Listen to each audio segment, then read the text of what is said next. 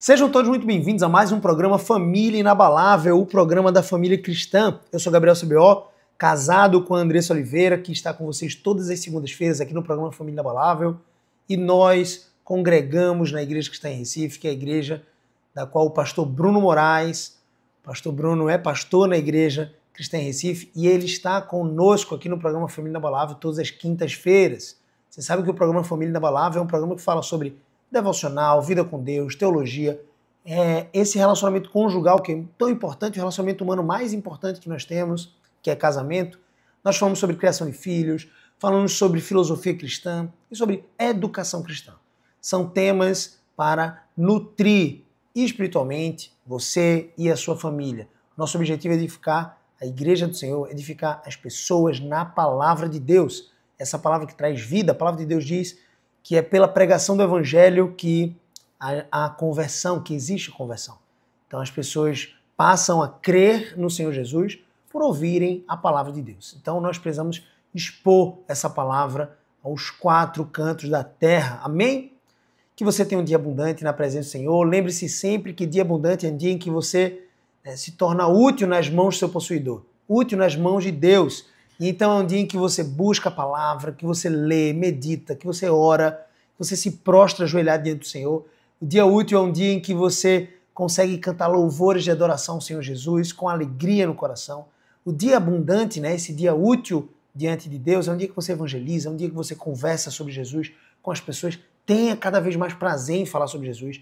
Tenha prazer em caminhar com pessoas que falam sobre Jesus. E obviamente nós vamos caminhar também com pessoas que não falam sobre Jesus e não conhecem a Jesus, para que nós possamos então falar a essas pessoas evangelizando e assumindo o papel de embaixadores de Cristo como somos. A palavra de Deus diz que uma vez salvos, uma vez novas criaturas, nós passamos a ser embaixadores de Deus, como se Deus de fato exortasse o mundo e o convidasse à reconciliação por nosso intermédio. Precisamos ser embaixadores de Cristo. O embaixador é aquele que cuida dos interesses da sua embaixada, cuida dos interesses da sua nação. Nós não temos nação aqui que não seja de fato a celestial. Obviamente somos cidadãos brasileiros também, eu acredito que você também é cidadão brasileiro, assim como eu. Temos orgulho de ser brasileiros, ótimo, mas a nossa verdadeira nação é os céus, a nossa pátria é celestial. Por isso que nós somos peregrinos nesse mundo, amém? Então vamos tornar esse dia abundante, glorificando a Cristo também na nossa família. Faça o culto familiar. Dia abundante é dia em que você faz o culto familiar. Reúne com a sua família, filhos, esposa. Se você não tem filhos ainda, faça com sua esposa. É um dia em que você de repente, estuda a palavra, caminha nas escrituras, você consegue aplicar aquela palavra, aquele trecho pequeno da palavra ali ao coração da sua família, de repente uma perícope, que é aquele pequeno trecho de um texto continuado. Eu sempre digo que o texto continuado é importante, que é você de repente estudar os evangelhos, as cartas pastorais, as cartas apostólicas com seus filhos em família, com sua esposa. É um dia que você canta louvores a Jesus, é um dia que vocês oram juntos. Motivos são diversos, Nós temos muitos motivos para adorar e para orar ao Senhor. Nós temos motivos de gratidão, temos motivos de súplicas e petições, nós temos motivos de enfermidades em nossa família, muitas vezes, em nossa igreja. Então ore pelas pessoas, por aqueles que estão sendo perseguidos, aqueles que estão pregando o evangelho em países que há perseguição. Você também tem motivos de oração pela sua nação, pelos governantes, pelos juízes. Então nós precisamos orar e buscar a presença do Senhor, conformando o nosso próprio coração na presença dele. Amém? O tema do nosso programa de hoje é bem interessante. Nós vamos falar sobre criação de filhos. Geralmente vocês estão acostumados a ver a Andressa falando sobre essa perspectiva, minha esposa amada. Inclusive, siga lá o Instagram, @AndressaEcoprime, tudo junto, Andressa com 2 S, Ecoprime com 2 Cs, que é o Instagram da minha amada esposa. E ela sempre produz conteúdo sobre criação de filhos lá no Instagram.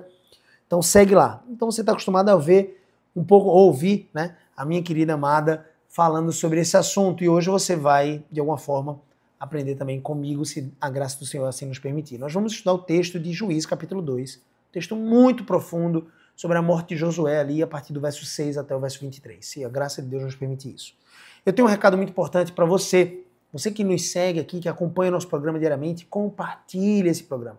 Esse programa, sobretudo, além das músicas, da adoração ao Senhor Jesus, nos momentos de oração, nós temos aqui um momento profundo de estudo da palavra. Então compartilhe com mais pessoas esse programa aqui na Rádio Evangélica. Vai também lá no meu canal do YouTube, Gabriel CBO, você vai ver as gravações em vídeo e você também vai poder pegar os áudios, as gravações em áudio para ouvir novamente aquele programa que você mais gostou, aquele programa que mais falou no seu coração, ou você quer compartilhar com alguém, vai lá no Spotify, e o Spotify você vai encontrar o @Gabriel CBO. Na verdade é só pesquisar Gabriel CBO /podcast, Você vai encontrar lá todos os meus programas, né, os programas que eu gravei aqui no programa Família Inabalável. Todas as gravações estão lá no Spotify, tá bom? Mas vamos também trazer um recado muito importante da parte de Deus, que é, se você tem investido na sua vida profissional, se você tem investido, né, na sua carreira, eu gostaria que você tivesse o mesmo zelo de investir, porque sim, precisamos investir na nossa carreira, na nossa jornada profissional, fazendo cursos, aprendendo novas habilidades, isso tudo glorifica a Deus, obviamente, mas você também deveria ter o mesmo zelo para investir no seu casamento. Nós temos um evento anual, acontece uma vez só no ano, geralmente em abril, e vai acontecer esse ano, no dia 26 de abril, um sábado, que é o Casamento Abundante. É a 5ª edição que esse evento acontece. Já teve lá em São Paulo, em Alphaville, estamos fazendo aqui em Recife, já teve lá em Boa Viagem, agora estamos fazendo dentro da escola Ecoprime, escola na qual nós somos sócios e diretores, eu e a Andressa. Então, nós temos esse interesse, que é cuidar das famílias, que é abençoar os casais. Nós entendemos que na Ecoprime, né, como temos centenas de alunos, não dá para você fazer uma educação formativa tão somente nos alunos. Nós precisamos também avançar na educação dos pais, no sentido de cuidar dos seus casamentos, cuidar na forma como eles criam seus filhos, obviamente cooperando com a Igreja do Senhor na formação desses pais, biblicamente falando. Então, o Casamento Abundante é essa missão. E o Casamento Abundante vai acontecer dia 26 de abril, um evento único no ano. Você não pode perder, você precisa realmente se inscrever. Não tem fim lucrativo. Você tem uma taxa de inscrição ali que você vai ver que é bem acessível para o casal. Se não me engano, o lote 1 agora está com um valor de R$100, um valor super promocional mesmo. Acho que é menos de R$100, na verdade, R$90 a equipe colocou lá. Que é basicamente você custear ali o seu material. Você vai receber um caderno, vai receber uma canetinha, você vai receber um kit do material do evento. Ajuda também a gente a arcar com a iluminação, às vezes palco, alguma coisa de estrutura. Mas não tem fim lucrativo. Geralmente eu preciso investir, inclusive, do meu bolso. No último evento nós tivemos, acho que, mais de 150 pessoas presentes e eu realmente quero e desejo que nós alcancemos ainda mais e mais famílias e casais. Nós queremos ver famílias fortalecidas. E nós sabemos que o casamento é um dos principais alvos de Satanás. Nós vemos pais, às vezes, atentos, né, em relação a como criar filhos, ou eles estão se importando bastante com relação a filhos que precisam se desenvolver obediência, isso para a glória de Deus, mas muitas vezes em relação ao casamento são pessoas que estão deixando, digamos assim, de lado o matrimônio. E aí Satanás alcança ali o matrimônio, distrai o marido da sua função, torna a esposa talvez um pouco mais rixosa, amargurada, e aí há o divórcio, de repente, por qualquer que seja o motivo, muitas vezes está tão frívola, né, os divórcios atualmente, e o casal caindo em divórcio, a geração futura, que é dos nossos filhos, fica muito mais vulnerável para os ataques de Satanás, infelizmente. Então nós precisamos fortalecer nossas famílias. Família, sim, é um projeto de Deus. E Deus tem uma intenção em que o seu casamento, obviamente, seja abundante para a glória dele. Casamento abundante não é casamento perfeito. Casamento abundante é casamento que glorifica Cristo, onde ambos os cônjuges estão trabalhando na sua santificação. Se você é casado com uma pessoa não cristã, entenda, esse evento também serve para essa pessoa, porque nós vamos trazer verdades bíblicas. Sim, talvez ele discorde de alguns pontos lá dentro do evento, mas eu tenho expectativas em Deus de que Deus possa falar também ao coração dessa pessoa e quem sabe ele não possa até se converter, ser convertido em Cristo e ao mesmo tempo se tornar nova criatura e ser transformado por esse evangelho, para também transformar todo lá e todo aspecto da sua casa. Se o seu cônjuge não quiser e não tiver interesse em ir, você pode também optar pelo ingresso individual e você pode participar e começar, de repente, a partir de você, essa mudança no seu lar. Para se inscrever no Casamento Abundante, só é digitar casamentoabundante.com.br.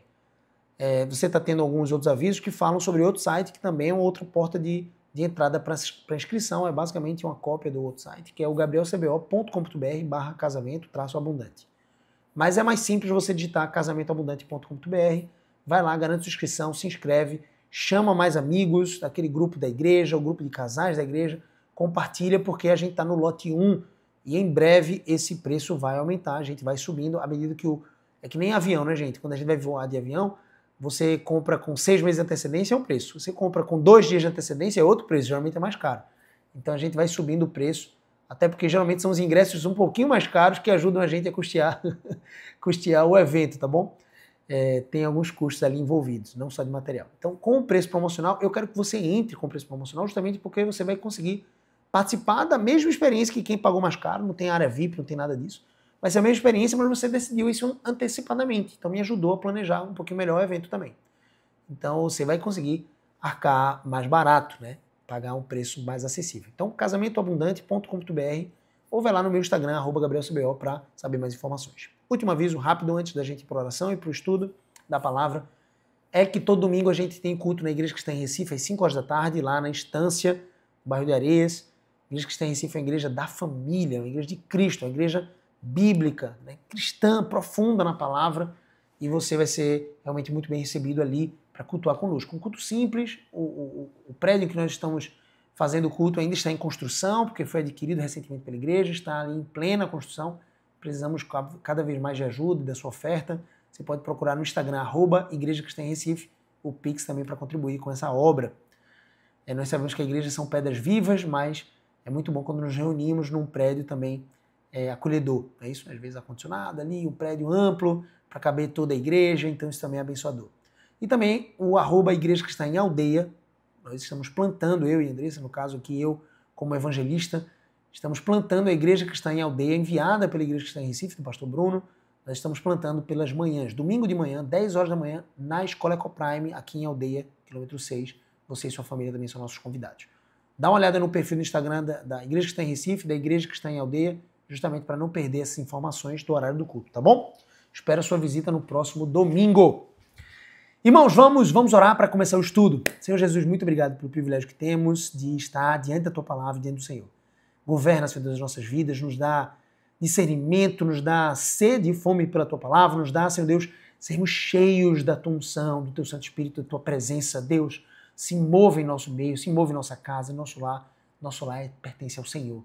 Nós queremos declarar, Senhor Deus, que a nossa cidade, Recife, Camaragibe também, Senhor Deus, pertence a Ti, Deus. Então, faz a Tua obra, Senhor Deus, aviva os nossos corações, nos ajuda a alcançar mais e mais famílias, Senhor Deus, para que sejam transformados pela Tua Palavra. Em nome de Jesus choramos. Amém. Estamos de volta, queridos. Vamos falar sobre o que é que aconteceu com a geração dos nossos filhos. Abra comigo a sua Bíblia em Juízes, texto do Antigo Testamento, logo depois de Deuteronômio, depois de Josué. Você tem aqui Juízes. A partir do capítulo 2, versículo 6, a palavra de Deus nos diz assim: Havendo Josué despedido o povo, foram-se os filhos de Israel, cada um a sua herança. Ou seja, cada um dos filhos de Israel, das 12 tribos, foram se dirigindo ali às suas possessões, ok? Se dirigindo ali à divisão da terra de Canaã, que tinha sido acabada de ser tomada, basicamente, e estava sendo dividida, e aí cada família, Judá, Aser, Ruben, Levi não tinha possessão, né? Mas enfim, a tribo de Levi era aquela que recebia os dízimos das outras 11 tribos que tinham herança. Então a tribo de Levi cuidava dos interesses sacerdotais, dos interesses espirituais das 12 tribos, digamos assim. Eles não receberam herança, mas habitavam ali no meio dos seus irmãos. Então as 11 tribos e a tribo de Levi foram então cada uma para a sua possessão. Basicamente isso, é o que diz aqui o texto. E olha o que diz aqui: para possuírem a terra. Versículo 7. Serviu o povo ao Senhor todos os dias de Josué. Josué foi aquele que substituiu, basicamente, né? Ocupou ali a cátedra de Moisés, quando Moisés não entrou na terra prometida, ele morreu no monte, olhando, contemplando a terra prometida, ali por volta dos seus 120 anos. Ele começou seu ministério profético de libertação do povo do Egito, mais ou menos aos 80. E aí Josué, que já era o seu auxiliar, o seu ajudante, o seu basicamente fiel escudeiro, foi colocado por Deus. Você conhece muito bem o texto de Josué, no começo ali do livro de Josué, onde Deus disse: ser forte e corajoso, não temas nem te espantes, porque eu sou o Senhor teu Deus, e como eu tive com Moisés, eu vou estar com você. Então cumpre tão somente as palavras do livro dessa lei. Não se desvie dessa lei. Então Josué fez exatamente isso, foi fiel ao Senhor em todas as coisas, é uma referência, é um modelo, de uma certa forma, né, tipo de Cristo, que conduziu o povo para entrar na Terra Prometida. E depois aqui, o que está dizendo no texto de Juízes, no início do texto de Juízes, capítulo 2, versículo 7, diz: o povo serviu a Deus todos os dias de Josué. E todos os dias dos anciãos, que ainda sobreviveram por muito tempo depois de Josué. E que viram todas as grandezas ou as grandes obras feitas pelo Senhor em Israel. Então esses anciãos, que viveram muito tempo ainda depois de Josué, viram as grandes obras, especialmente ali, claro, né, a condução de Deus no deserto, a coluna de fogo no deserto durante a noite para guiar o povo, iluminar e aquecê-lo no deserto, ali entre o Egito e a terra de Canaã, a nuvem de dia para proteger o povo do sol e guiá-lo também, a presença de Deus no Monte Sinai, as tábuas da lei, as leis entregues a Moisés, o próprio, né, passar a pés enxutos pelo Mar Vermelho, ali saindo na libertação do povo da terra do Egito, os 10 sinais das 10 pragas ali no Egito, os anciãos viram tudo isso. E aí no versículo 8 diz assim: faleceu Josué, filho de Num, servo do Senhor, com a idade de 110 anos. Versículo 9. Sepultaram-no no limite da sua herança, em Timnat-Heres, na região montanhosa de Efraim, ao norte do Monte Gaás. Versículo 10. Agora presta atenção, porque a gente vai entrar no escopo do estudo. Foi também congregada a seus pais toda aquela geração, e outra geração após eles se levantou, que não conheciam o Senhor. Uma geração se levantou, que não conhecia o Senhor. O que é que deu errado com nossos filhos? O que é que deu errado? Você precisa se perguntar isso. Isso deveria chocar o nosso coração. O que deu errado para que uma geração se levantasse que não conhecesse o Senhor? Você lembra das ordens de Deus em Deuteronômio? Era para que os pais passassem aos seus filhos todas as informações, toda a razão da sua esperança, da sua fé. Quem era Deus? Os seus ritos, o que era a Páscoa, a festa de celebração da libertação do povo da escravidão no Egito. E todas as outras festas. Eram 5 festas judaicas. E todo o movimento da lei, dos dízimos, quem Deus era. Vamos refletir sobre isso. Então, versículo 10 diz aqui: eles não conheciam o Senhor, nem tampouco as obras que fizeram em Israel, ou a Israel. Versículo 11. Então fizeram os filhos de Israel o que era mal perante o Senhor, pois serviram os Balaíns. Balaíns eram falsos ídolos, falsos deuses. Olha o que diz o versículo 12, veja que profundo. Deixaram o Senhor, Deus de seus pais, e que os tirara da terra do Egito, e foram-se após outros deuses. Dentre os deuses das gentes que havia ao redor deles, nos povos que haviam ao redor do povo de Israel. E os adoraram, e provocaram o Senhor a ira. Porquanto deixaram o Senhor e serviram a Baal e a Astarote, que era um dos deuses, né? Ou seja, 2 falsos deuses. A palavra de Deus diz que não existe Deus além do nosso Deus. Então todos esses falsos deuses não traziam sequer qualquer tipo de sinal de evidência ou vida, porque eles não eram mortos, eram simplesmente invenções humanas. Versículo 14. Pelo que a ira do Senhor se acendeu contra Israel, e os deu nas mãos dos seus 2 espoliadores que os pilharam.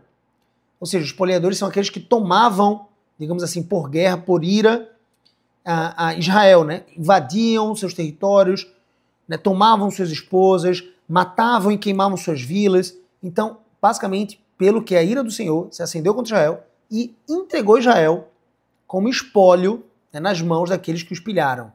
E os entregou nas mãos de seus inimigos ao redor. E não mais puderam resistir aos inimigos. Por onde quer que saíam, a mão do Senhor era contra eles para o seu mal. Como o Senhor lhes dissera e jurara, e estavam em grande aperto. Eu quero que você reflita sobre isso. A palavra de Deus diz: se o Senhor é por nós, quem será contra nós? Amém? Aleluia? Você crê nisso? Agora veja que realidade interessante aqui. Em Juízes. E se Deus for contra nós? E se o nosso pecado suscita a ira de Deus e nós estamos andando em pecado? Por favor, não pense, meu irmão, minha irmã. Se você está vivendo uma vida deliberada em pecado, se você conhece a palavra de Deus, você sabe o que é errado, se arrependa agora. Não pense que você pode zombar de Deus, não pense. O convite é agora, arrependimento, fé, para que você tenha vida eterna com Cristo. Para que você seja perdoado, seja purificado. O convite é urgente. Não pense que você passará impune. Não pense que Deus te ama incondicionalmente enquanto você está vivendo em pecado.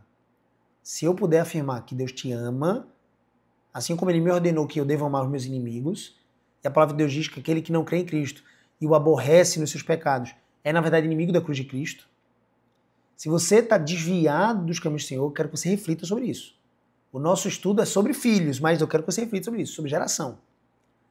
Reflita agora. Não zombe do Senhor. Volte-se para Ele. Ele é o único Deus verdadeiro. Porque se Ele estiver contra nós, ninguém poderá nos acudir. Ninguém nos socorrerá. Ninguém. Se Deus é por nós, quem será contra nós? Então temos força, vigor. Como é que nós sabemos que estamos nele? 1 João, capítulo 2, vai dizer. Se ouvirmos as suas palavras e praticamos. Se atendermos ao seu chamamento de vivermos a vida para Cristo. Aí nós sabemos que permanecemos em Cristo. Que estamos nele. Então, se Deus é por nós, quem será contra nós? Mas se Deus for contra nós, meus irmãos, aqui Deus estava contra Israel, o seu povo. Porque o seu povo estava pecando, suscitando a ira de Deus, adorando a falsos deuses. Você tem adorado a falsos deuses? Você tem colocado... Eu não estou falando sobre se você se prostrar diante de uma estátua, não. Eu estou falando de você se colocar num patamar, a si mesmo, a sua própria vida, os seus próprios prazeres. Você está numa prisão de prazeres, querido? Minha irmã, meu irmão, você está numa prisão de prazeres. Colocar os seus próprios prazeres acima da vontade de Deus. Acima de Deus. Colocando os seus sonhos, seus próprios projetos, achando que você pode viver a vida por si mesmo, longe de Deus. Não, querido. Isso é idolatria. Isso é adorar falsos deuses. Isso é como adorar Baal e Astarote. E Deus estará contra você. Se eu puder afirmar que Deus te ama, eu vou dizer, Deus te ama e Ele quer que você se arrependa. Ele te chama a isso nesse dia, nesse momento. Não é daqui a pouco. Não é em breve. Não é quando eu sentir no coração, é hoje, é pela urgência. Eu espero que o Espírito Santo te convença do pecado, da justiça e do juízo e te chame eficazmente para a presença dele. Todos os nossos pecados encontram perdão em Cristo, mas eles precisam de arrependimento. Eles precisam, de fato, serem alvos do nosso desprezo. Porque enquanto você amar o seu pecado, você está desprezando a Deus. Mas quando você começar a desprezar o seu pecado e odiá-lo, você vai começar, de fato, a aplicar o amor de Deus em sua vida. Versículo 16, a palavra de Deus diz: suscitou o Senhor juízes, e foi daí que vem o nome do livro Juízes, que os livraram o povo de Israel da mão dos que os pilharam, dos que os estavam saqueando, né? Dos que estavam massacrando Israel. Contudo, não obedeceram aos seus juízes. Olha como o povo, me permita aqui, se parecem comigo e com você. Nosso coração não é assim rebelde muitas vezes? Inclinado a não obedecer os nossos guias. E eu não estou falando para você obedecer os seus guias espirituais cegamente hoje.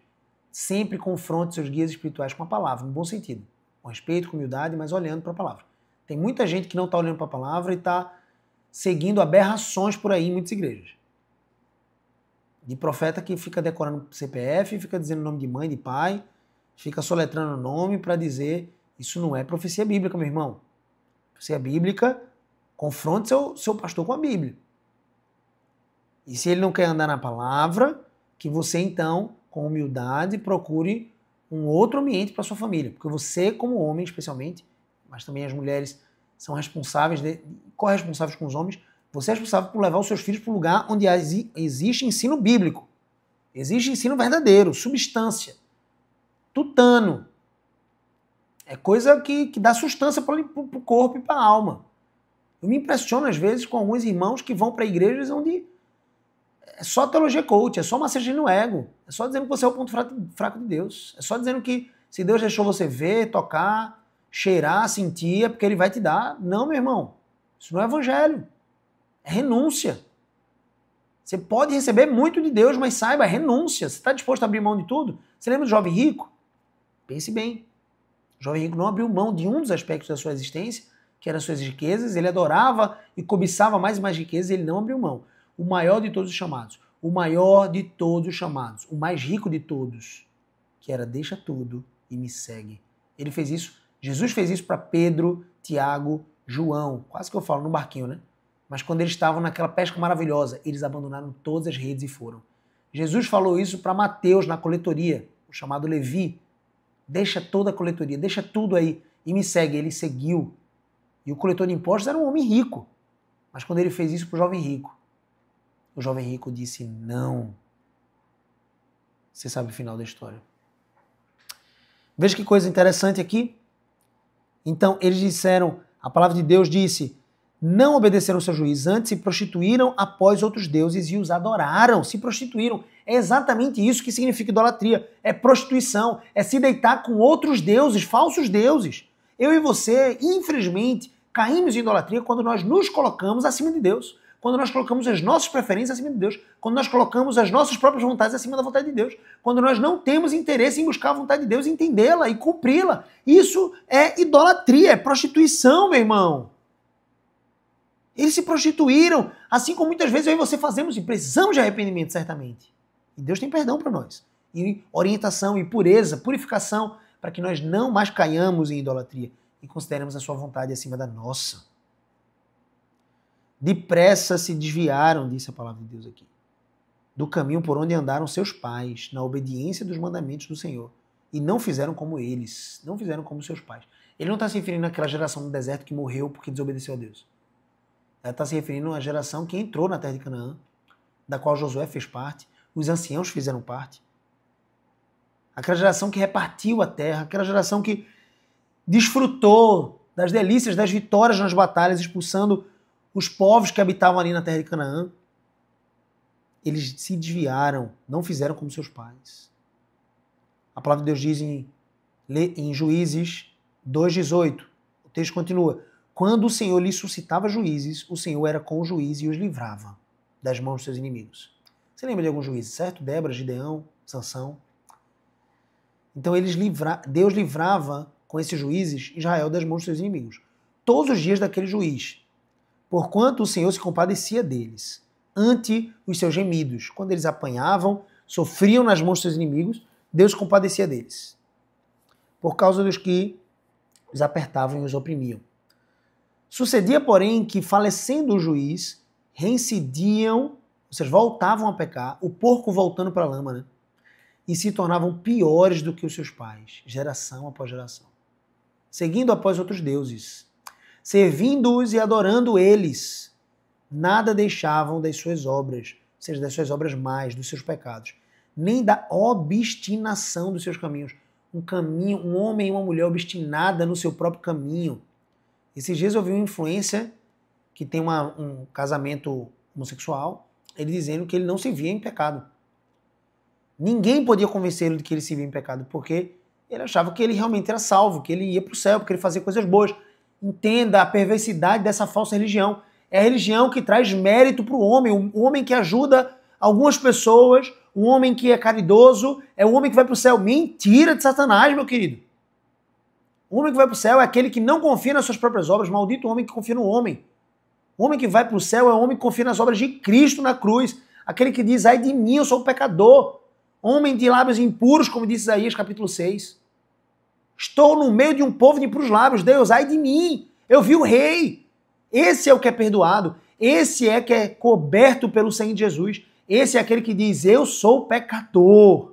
Eu não mereço a graça abundante. Eu preciso me desviar do meu pecado.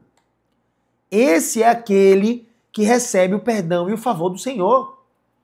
É aquele que reconhece que está perdido. É aquele que reconhece que está doente para receber do médico dos médicos toda a cura e salvação. E então é porque ele é salvo que ele vai andar em boas obras e sim vai praticar caridade. Isso também deveria ser causa de nossa vergonha, porque os cristãos muitas vezes são letárgicos em serem caridosos, gentis, amorosos, cuidando dos mais pobres e necessitados. Esse é o nosso dever, porque nós fomos salvos. Os maiores dos necessitados, eu e você, fomos salvos pela graça de Cristo, então precisamos cuidar dos mais necessitados também, com parte daquilo que Deus tem nos dado. Meus irmãos, bem-aventurado o homem que se reconhece pecador, porque aquele que diz não tenho pecado faz Deus mentiroso, e ai desse homem. É o que diz o texto de 1 João. Então esse influenciador certamente está em apuros, sem saber que está em apuros. É o que o pecado faz, cega. Vamos continuar o texto. Eles estavam obstinados em seus caminhos. Versículo 20. Pelo que a ira do Senhor se acendeu contra Israel, e disse, porquanto este povo transgrediu a minha aliança, que eu ordenara a seus pais, e não deu ouvidos à minha voz, também eu não expulsarei mais de diante dele, desse povo, nenhuma das nações que Josué deixou quando morreu. Ele ainda estava extirpando, né, tirando, limpando ali o território. E agora ele está prometendo que não vai fazer mais isso. Para pôr essas nações, por essas nações inimigas, por Israel à prova. Se guardará ou não o caminho do Senhor. Será que Israel vai guardar o caminho do Senhor? Eu vou deixar essas nações aqui, para testarem eles. Como seus pais o guardaram. Versículo 23, final. Assim o Senhor deixou ficar aquelas nações e não as expulsou logo, nem as entregou na mão de Josué. Veja que coisa interessante. O que deu errado com essa geração? Meu irmão, eles não ouviram juízes, é o que diz a palavra de Deus. Mas vamos pensar aqui. A ordem da palavra de Deus. Abra comigo o seu livro sagrado, na palavra de Deus. Em Deuteronômio capítulo 6, a partir do verso 4. Observe na sua Bíblia. Deuteronômio 6, verso 4. Outra coisa, quando algum pastor falar algum texto, vai na palavra. Tem muito pastor inventando texto por aí, viu? Ao invés de dizer 2 Timóteo, está quase dizendo 2 Pinóquio. Aí começa a inventar texto. Vai na palavra, irmãozinho. Confere para você ver se eu não estou falando coisa do meu coração. Deuteronômio 6, a partir do verso 4. Pode ler a partir do verso 1, mas eu vou começar aqui com a intencionalidade a partir do verso 4, porque o nosso tempo é um pouquinho curto aqui no programa. Vamos lá. Ouve, ó Israel. Moisés reuniu o povo para resumir a lei.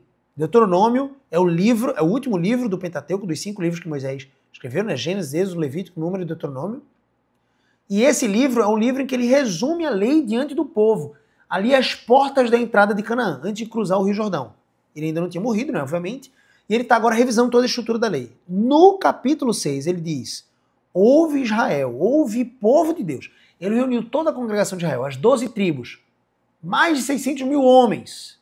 No livro de Números você vai ver esse registro, mais de 600 mil homens. Só de homens eram dispostos para ir para a guerra, eram mais de 600 mil. Fora mulheres, crianças, então a gente calcula aqui uma estimativa de mais ou menos 1.800.000 pessoas. Reuniu ali, naquela acústica do vale, ainda que no deserto, mas subindo talvez ao monte para falar com esse povo todo. E ele fala: ouve Israel, o Senhor nosso Deus é o único Senhor. Amarás, pois, o Senhor teu Deus de todo o teu coração, de toda a tua alma e de toda a tua força. Palavras essas que foram completadas com Jesus dizendo: e também de todo o teu entendimento. Mas vamos voltar aqui para Moisés. De toda a tua força. Estas palavras que eu te ordeno estarão no teu coração e tu as inculcarás a teus filhos. Ele está falando para o povo. As crianças também estavam na congregação. Tinha velho, tinha adulto, tinha homem, tinha mulher, tinha criança. Tinha bebê de colo, só para você ter ideia. Na congregação ali, reunido, ouvindo a palavra de Deus sendo ministrada. Como se fosse um grande culto. E Moisés diz: você vai não só amar a Deus acima de todas as coisas, com toda a sua força, toda a sua alma, todo o seu entendimento. Ele não fala entendimento, nem quem fala isso é Jesus. Mas com toda a sua alma, com toda a sua força, com todo o seu coração. Você vai amar a Deus e você vai inculcar essa verdade no coração dos seus filhos. Você vai colocar. Inculcar é a palavra, meu irmão, que se refere à ideia de você abrir a mente do seu filho, como se fosse abrir a cabeça, um receptáculo, para realmente enxertar, colocar lá dentro o conhecimento da graça, da glória e do amor de Deus. Você ia não somente amar a Deus acima de todas as coisas, acima de suas próprias paixões, acima da sua própria vida, porque quem quiser ganhar a sua vida, perdê-la, mas quem perder a sua vida por causa de Cristo, esse sim achará a vida, né? Então nós precisamos, de fato, amar a Deus. Essa é a jornada de um novo convertido, de um cristão verdadeiro, né? Do novo convertido ao maduro, é uma jornada de crescimento no amor de Deus, conhecendo a Deus ainda mais e crescendo em amar a Deus e cada vez mais amar menos a nós mesmos, amar. Os pastores coaches dizem que você tem que se amar, né? Para amar o próximo. A Bíblia não diz isso, não. Não, mas a gente tem que se amar. Eles usam a lógica para transtornar a Bíblia. A Bíblia é que governa sobre a lógica. A lógica humana nunca vai estar sobre a Bíblia. Não, porque a palavra de Deus diz: ame o seu próximo como a si mesmo. Então quer dizer que a gente tem que se amar. Porque se a gente não se amar, não é... Os pastores criam essas... Alguns, né? Porque não são todos, tá, gente? São pastores coaches, que trazem dessas filosofias humanistas, essas psicologias humanistas, que não tem nada a ver com a antropologia bíblica ou com a filosofia bíblica, e trazem para dentro dos seus púlpitos. É ridículo, para não dizer o contrário, outra coisa pior. É ridículo. A palavra de Deus diz para a gente amar o nosso próximo como nós mesmos, porque a palavra de Deus já considera, o próprio Deus já considera como o maior de todos os antropólogos, que nós já nos amamos, já somos egoístas o suficiente. O maior pedaço do pudim geralmente é para você, não é para o seu irmão, né? Quando você era mais novo, você partia lá o pedaço, tinha 2 pedaços, você entregava o menor para o seu irmão. Geralmente era assim. Porque você já se ama o suficiente. Mesmo aquela pessoa que se doa muito pelo outro, muitas vezes se doa muito pelo outro, e quando não recebe o devido reconhecimento, porque sim, o reconhecimento é importante, mas começa a se lamuriar. Começa a se lamentar o tempo inteiro. É porque se ama, porque está fazendo pelo outro para receber a recompensa do reconhecimento. Cuidado, você se ama o suficiente. A palavra de Deus é muito clara. Nós precisamos amar o nosso próximo como Cristo nos amou. Como nós já nos amamos a nós mesmos. Mas o padrão, então, é eu preciso governar, ser governado por Deus, mas governar em relação às gestões dos meus amores para colocar o amor a Deus acima de tudo. Então eu faço algo porque eu amo a Deus. E eu não faço algo ou deixo de fazer por causa do amor a Deus. Esse é o princípio, inclusive, do temor do Senhor. É odiar o que Deus odeia e amar o que Deus ama. Então ele diz para os pais fazerem isso com seus filhos. E dessas palavras de amar a Deus acima de todas as coisas, da lei de Deus, dessas palavras falarás em todo tempo, em todo lugar. Eu queria dizer aqui, ó, assentado em tua casa, ou seja, quando você estiver em casa, e também aqui, ó, andando pelo caminho. Quando você estiver fora, também fala sobre o amor a Deus.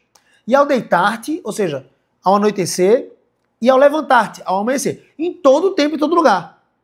Também exaltarás como sinal na tua mão, ou seja, o teu serviço, aquilo que você faz, vai significar, vai representar para todo mundo que está à sua volta que você ama a Deus. E também os seus filhos vão perceber isso com o seu exemplo em casa. Você vai não só colocar como um sinal na tua mão, mas também você vai colocar como um frontal nos seus olhos, entre seus olhos, aqui na testa você vai colocar. Ama a Deus. Não é tatuagem não, tá, irmãozão? Não é tatuagem não. Tatua no seu coração, tatua na sua mente. Essa é a verdadeira tatuagem que agrada a Deus. Não estou dizendo que aquele que tatua o seu corpo está pecando. Não estou dizendo isso, que a Bíblia não diz. Mas, se tem alguma tatuagem que você tem que fazer no seu coração, não é no peito, por fora, é internamente, é com as palavras de Deus. É na sua mente. Essa sim é a tatuagem que vale a pena. Essa ideia de colocar na sua fronte aqui, entre os seus olhos, é a ideia de que toda a sua mentalidade, toda a sua estrutura de pensamento, suas decisões vão glorificar a Cristo.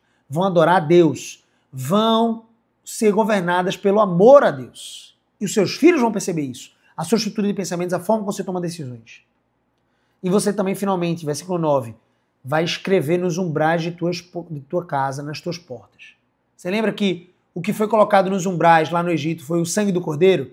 E quando o anjo da morte passaria naquela 10ª praga, ele não entraria para consumir, para matar os primogênitos daquelas casas que tivessem o sangue do cordeiro. Não importava se tivesse egípcio ou judeu lá dentro. O que importava era o sangue do cordeiro. É mais ou menos isso aqui, ó. Você vai colocar o amor a Deus. O cumprimento do amor a Deus, basicamente, o que Jesus diz é aquele que tem os meus mandamentos e os guarda, ou seja, os observa e os pratica. Esse é o que me ama, e aquele que me ama será amado pelo meu Pai. Eu também o amarei e me manifestarei a ele. É o que diz a palavra de Deus. Aquele que ama a Deus é aquele que cumpre os seus mandamentos. Aquele que ama a Deus é aquele que anda na luz.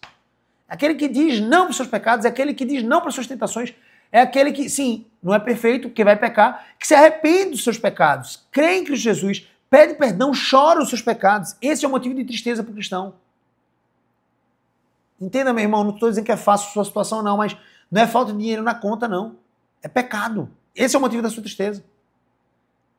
Talvez não seja a falta de dinheiro, a preguiça de pensar, de gerar soluções. Isso deveria fazer você chorar.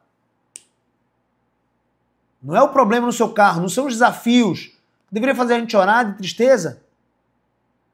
É o nosso pecado. E ao mesmo tempo uma tristeza breve que nos conduza para a cruz. Porque tão logo a gente for para a cruz e for perdoado e purificado para não mais pecarmos naquilo, nós temos alegria no perdão. Deixa eu voltar aqui para você entender isso. Coloque o amor a Deus, o cumprimento da sua palavra, da sua vontade, em obediência, nos umbrais de suas portas para dentro. Meu irmão, pense em Juízes, conecte com Deuteronômio 6. A geração não conhecia Deus, meu irmão. Quem falhou? Você pode dizer, foram os sacerdotes. Você pode dizer, foram juízes que não foram convincentes o suficiente. Quem falhou foi o profeta. Josué morreu, não se levantou outro. Quem falhou foram os pastores. Naquele contexto não tinha, não eram sacerdotes. Quem falhou? Meus irmãos, foram os pais e as mães. Fui eu e você. O que é que está acontecendo com essa geração? Se não for culpa nossa. Estamos na época digital, na era da informação. Você pega informações de nutrição na internet, com um blogueirinho, com um cara que faz podcast. Você pega informação sobre como criar filhos com um cara que nunca criou filhos, não tem nenhum fruto, e ele está criando filhos de acordo com a filosofia ou a psicologia humanista de um cara que, enfim, acha que fez um estudo científico. E se alguém falar no podcast que estudos científicos revelam que cientistas falaram, você não quer nem saber quem são os cientistas, né? Você nem questiona. Quem é esse cientista? Quais são o nome dessas pessoas? Como elas viveram? Que teste foi esse que ele fez? Que comprovou que criança A e B não consegue obedecer até 3 anos de idade. Conversa, rapaz. Precisamos criar filhos no temor do Senhor, na demonstração do Senhor, na disciplina do Senhor. A palavra de Deus diz que aquele que não cria o seu filho na disciplina, na correção, odeia o seu filho. Seu filho, na verdade, vai se aborrecer quando estiver grande. Inclusive, vai ser o tema do nosso próximo programa. Mas o que deu errado aqui em Juízes, querido? E eu não quero que dê errado novamente. Na sua igreja, no seu bairro, na sua cidade. Precisamos cumprir Deuteronômio 6. Amar a Deus acima de todas as coisas e inculcar no coração dos nossos filhos. Seu filho está sem correção, meu querido. Entenda que você está ensinando para ele um padrão perigoso. Ele vai crescer, ele vai chegar na escola, ele vai pegar um lápis, vai furar o olho de um coleguinha e não vai ter consequência, porque você nunca dá consequências pequenas quando ele diz não para você. Acho terrível quando o pai diz assim, fulano de tal, vou citar aqui o exemplo da Natan, 4 anos de idade. Natan, venha cá, e ele, não vou não, pai. E segue o rumo. Na hora você tem que se levantar e dizer, como é a história, rapazinho? Eu tô chamando você aqui agora. E se ele não vier, eu faço questão de ir até ele e mostrar o peso da consequência dele, do seu erro, do seu pecado. Quando você mostra o peso da sua consequência com amor, mas esse peso da consequência tem dores associadas a isso, tem uma punição, porque a impunidade, ou seja, aquilo que eu faço de errado e não tem punição, promove mais coisas erradas. Mas quando existe punidade, a punição, a consequência devida para o pecado, para o erro, aí eu estou ensinando esse cidadão, esse pequeno cristão ali que está se formando, ainda está muito longe de ser cristão, né, digamos assim, no sentido de se parecer com Cristo, mas que eu estou ajudando a formar, que eu estou sendo responsável por Deus, como mordomo da sua criação, de formar aquela alma eterna ali, eu estou mostrando para essa criança, no caso é o seu filho que você mais ama, que existem dores associadas à desobediência. Não é isso que Deus quer, meu querido? Não foi isso que ele fez no texto levítico, por exemplo? Quando ele destacou para Israel, se vocês pecarem contra mim, tem essa lista de consequências enorme aqui. Ó. Consequências sérias, severas. Deus não poupou. Teve um dia que eu estava conversando com um casal de amigos, e aí, casal cristão, piedoso, né, sincero, e diz assim, Gabriel, mas você diz o que vai acontecer se o filho pecar, se ele desobedecer naquela instância? Eu fiz, claro que eu faço. Eu imito a Deus. O que Deus faz? Mas não é uma ameaça, não. Não gosto de ameaçar meus filhos. Não, não é ameaça. Eu só estou imitando a Deus. O que Deus faz? Ele mostra para Israel, ele mostra para mim e para você quais são as consequências do nosso erro. Deus poderia, meu querido, simplesmente virar para nós e dizer assim, ó, tá todo mundo condenado ao inferno. Mas Deus, como assim? O Senhor nem disse pra gente, o Senhor nem registrou na Bíblia o que é que a gente deveria fazer de certo, qual era o caminho para chegar ao céu, o arrependimento e a salvação e na fé em Jesus. Simplesmente agora eu estou condenado. Deus não faz isso. Deus diz, olha, se você não se arrepender dos seus pecados e não crer em Cristo, você vai ser condenado. Ele avisa. E qual é o teor dessa condenação? O terror dessa condenação. Ele diz. O caminho para você não ser condenado, para você ser salvo, é arrependimento e fé em Jesus. É o evangelho, a boa mensagem, a boa nova. E cresça em santificação, ou seja, ande na luz agora que você foi salvo e se tornou uma nova criatura. Ande conforme a nova criatura que você disse ser, em Cristo. Crescendo no conhecimento, amando, tendo fome e sede da palavra de Deus e da justiça de Deus. Confiando nos méritos de Cristo, ok. Mas se você não fizer isso, se você rejeitar, olha a lista de consequências. E aí a pior delas, obviamente, a culminância delas é o inferno de fogo, é o lago de fogo e enxofre, é a condenação eterna. Aí tem gente que não quer ouvir essas palavras e diz que não existe condenação. Não, Deus é um Deus tão amoroso que a condenação, o inferno vai durar só um tempo, só algumas décadas. Depois vai todo mundo pro céu, ficar feliz. Qual o sentido de eu ter mandado o meu filho unigênito, perfeito, pense na mente de Deus, para morrer numa cruz por pecadores se todo mundo vai ser salvo no final? Não seja ridículo, não vitupere a palavra. Ame a palavra de Deus, meu irmão. Creia na palavra de Deus, que todo homem seja mentiroso e Deus verdadeiro. Feche seus olhos, vamos orar. Senhor Jesus, tem misericórdia de nós, para que sejamos piedosos, Deus, como pais, mães, que ensinemos nossos filhos nos teus caminhos, Deus. até nas coisas simples, que há consequências para os nossos pecados e erros, mas sim, obviamente, que há perdão e graça quando há arrependimento. Mas quando há arrependimento também, Senhor Deus, não significa que somos livrados das consequências dos nossos erros. Que nossos filhos possam aprender isso. Quantos jovens, quantas crianças estão deixando de ser ensinadas sobre esses aspectos, Senhor? Possamos aprender, inclusive no próximo programa, Senhor Deus, sobre essas realidades da criação dos nossos filhos. Ó Deus, nos ajuda a sermos firmes e amorosos. E porque os amamos, possamos corrigi-los, repreendê-los, exortá-los e também, Senhor Deus, aperfeiçoá-los em Cristo. Ó Deus, nos ajuda, Pai, para que a próxima geração, ao contrário daquilo que a gente viu em Juízes, possa te conhecer ainda mais profundamente do que nós mesmos. Em nome de Jesus te oramos. Amém. Que Deus abençoe abundantemente a sua família, a sua casa, as gerações que virão de você, que você seja fiel. Que você seja fiel ao Senhor, instruindo seus filhos no amor e no temor do Senhor. Amém? Não esquece de me seguir lá no Instagram, @GabrielCBO. Segue também o @AndressaEcoprime, com 2 S, 2 Cs, tudo junto, AndressaEcoprime, @GabrielCBO, o @Real Bruno Moraes também, o Instagram do nosso pastor Bruno. Segue também o @Escola Ecoprime, o nosso ministério, é a nossa escola cristã e bilíngue aqui no bairro de Aldeia. Se você não conhece ainda, venha conhecer, venha conversar com a gente, tomar um cafezinho. E também segue lá o @Igreja Cristã em Recife e Igreja Cristã em Aldeia. Eu quero te ver no próximo domingo. Domingo, 10 horas da manhã, aqui em Aldeia, Igreja Cristã em Aldeia. E o culto da Igreja Cristã em Recife, lá no bairro de Areias. O endereço está lá no Instagram, inclusive, lá às 5 horas da tarde, tá bom? Deus abençoe abundantemente o seu dia e a sua família. Não se esquece de se inscrever no Casamento Abundante. Até o próximo programa.